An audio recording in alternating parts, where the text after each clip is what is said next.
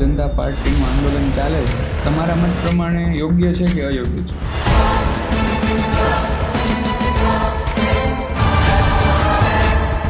અને તમને સ્પષ્ટ જવાબ માટે મારે હનુમાનજી બનવું પડે, કારણ કે હનુમાનજી જેવા હતા કે જે છાતી ફાડીને બતાવી શકતા હતા કે એની અંદર રામ ને સીતા જ વસે છે, બીજું કોઈ નથી.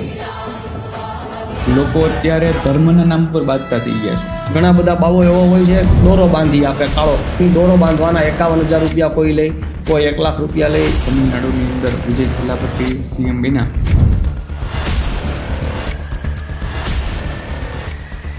એમના પ્રશાસનમાં બધું સાચું હોય ખોટું હોય શું હોય ને મને નથી એક વસ્તુ ફેસથી ક્રાંતિ નથી આવતી, વિચારોથી આવે છે. જો ફેસથી આવતી હોત ને તો કદાચ ભગતસિંહ, ચંદ્રશેખર આઝાદ, સરદાર વલ્લભભાઈ પટેલ આ બધા અંગ્રેજોને ભગાડવા માટે કાફી હતા. દેશમાં અત્યારે કયા મુદ્દાઓ છે કે જેની ઉપર કામ સૌ પ્રથમ થવું જોઈએ? મુદ્દાઓ તો દેશમાં ઘણા બધા છે, પણ ખાસ કરીને બીજેપી વિશે તમારે શું કહેવું છે?